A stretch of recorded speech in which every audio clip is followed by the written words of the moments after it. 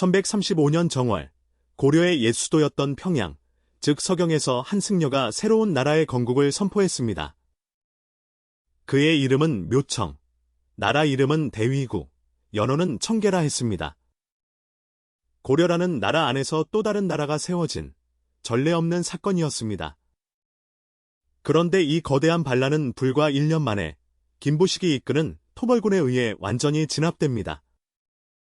훗날 역사학자 신채호는 이 사건을 두고 조선 1000년 역사에서 가장 중요한 사건이라 평가했습니다. 오늘은 묘청의 난이 왜 일어났고 왜 그토록 빠르게 무너졌는지 그 진짜 이유를 따라가 보겠습니다. 이 이야기의 씨앗은 묘청의 거병보다 9년 앞선 1126년 고려 개경의 궁궐이 불타오르던 장면에서 이미 뿌려지고 있었습니다.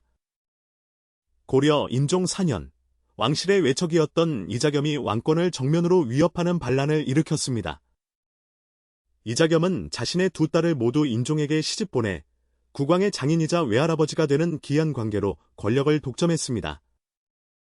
그는 왕보다 더 화려한 행차를 벌였고 왕명 없이 신하를 처벌하며 사실상 또 다른 왕처럼 군림했습니다.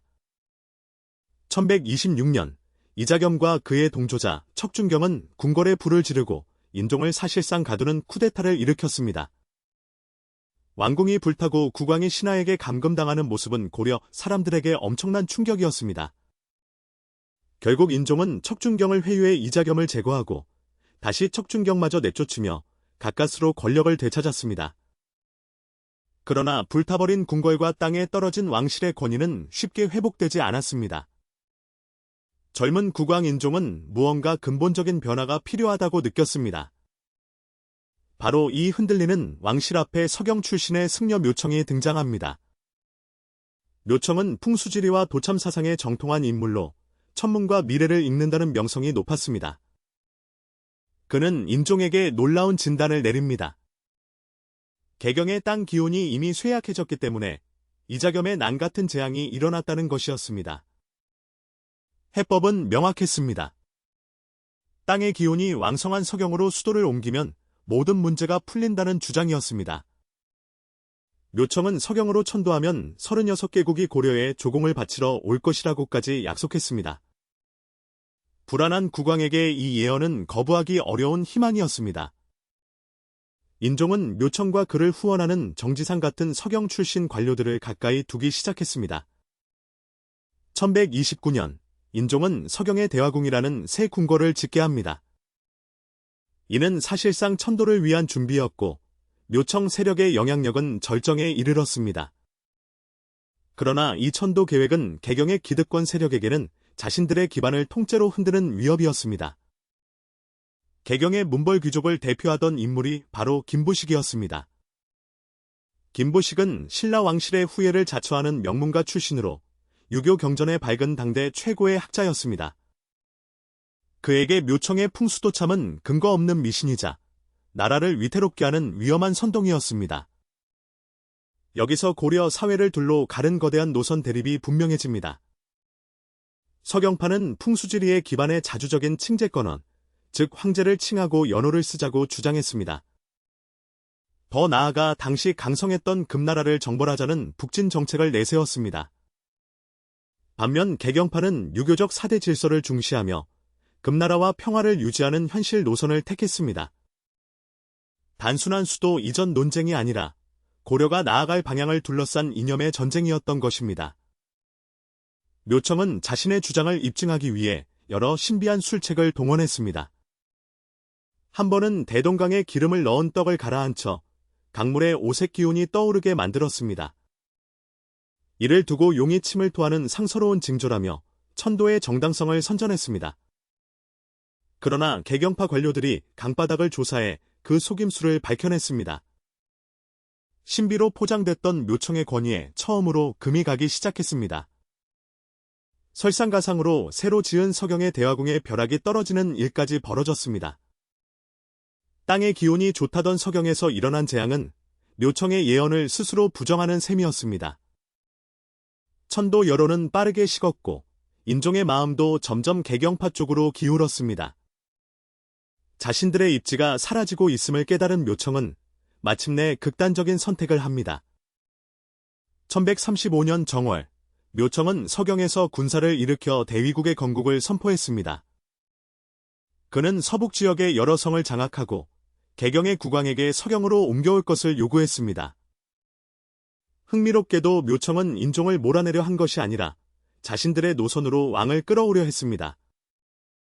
그러나 명분이 무엇이든 국왕의 허락 없이 군사를 일으킨 것은 명백한 반역이었습니다.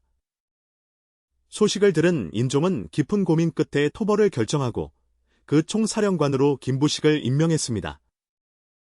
김부식의 첫 행동은 군대를 움직이는 것이 아니었습니다. 그는 개경에 남아있던 서경파의 핵심 인물 정지상과 그 동조자들을 먼저 전격 처단했습니다. 반란의 머리와 손발을 미리 끊어 개경 내부의 호응을 원천 차단한 것입니다. 이 신속한 결단으로 묘청의 난은 서경 지역에 고립된 반란으로 축소됩니다. 김부식은 곧장 서경으로 진격하지 않고 주변 성들을 차근차근 회유하고 항복을 받아냈습니다. 무리한 공격으로 아군의 피해를 키우기보다 반란군을 서서히 말려 죽이는 전략이었습니다. 내부가 흔들리던 반란군 진영에서는 결국 변고가 일어났습니다. 거병한 지 얼마 지나지 않아 부하 장수 조광이 묘청을 제거해 그 목을 개경에 바친 것입니다. 난을 일으킨 수계가 자기 부하의 손에 최후를 맞는 허무한 결말이었습니다. 그러나 김부식은 묘청의 머리를 가져온 사신을 오히려 옥에 가두었습니다. 조광은 항복해도 살 수 없다는 두려움에 다시 성문을 닫고 결사항전에 들어갔습니다. 이때부터 서경성을 둘러싼 길고 처절한 공방전이 시작됩니다. 서경성은 견고했고 반란군은 끝까지 저항했습니다. 김부식은 정면 공격 대신 성을 완전히 포위하고 토산을 쌓아 압박하는 지구전을 택했습니다. 병사들이 흙을 쌓아 성벽보다 높은 언덕을 만들고 그 위에서 공성 무기로 성안을 공격했습니다. 1년이 넘는 포위 속에 성안의 식량은 바닥나고 반란군의 사기는 무너져갔습니다. 1136년 2월, 마침내 고려 관군은 총공세를 펼쳐 서경성을 함락했습니다. 주모자 조광은 스스로 목숨을 끊었고 1년 넘게 이어진 묘청의 난은 완전히 끝났습니다. 김부식이 비교적 짧은 시간에 난을 진압할 수 있었던 진짜 이유는 분명했습니다. 첫째, 개경의 동조 세력을 먼저 제거해 반란을 고립시켰습니다. 둘째, 무리한 공격 대신 회유와 포위로 적을 안에서부터 무너뜨렸습니다. 셋째, 묘청의 명분이었던 풍수도참이 잇따른 사건으로 이미 신뢰를 잃은 상태였습니다. 민심과 대의 명분이 떠난 반란은 아무리 굳센 성이라도 오래 버틸 수 없었습니다. 난을 진압한 김부식은 이후 고려 정계의 최고 실력자로 떠올랐습니다. 그리고 1145년, 그는 우리에게 익숙한 역사서 삼국사기를 완성합니다. 현재 전하는 가장 오래된 우리나라 역사서가 바로 이 사람의 손에서 나온 것입니다. 묘청의 난이 실패하면서 고려의 자주적 북진론과 황제국 이념은 힘을 잃었습니다. 대신 유교적 사대 질서를 중시하는 문벌귀족 사회가 더욱 단단하게 자리 잡았습니다. 훗날 신채호가 이 사건을 그토록 중요하게 본 까닭이 여기에 있습니다. 그는 묘청의 패배를 자주적 기상이 사대주의의 꺾인 분기점으로 해석했습니다. 그러나 안정된 문벌 사회는 머지않아 또 다른 거대한 폭발을 향해 나아가고 있었습니다. 차별받던 무신들의 분노가 끓어오르고 있었기 때문입니다. 다음 편에서는 백년 무신정권의 시작, 정중부의 난을 만나보겠습니다.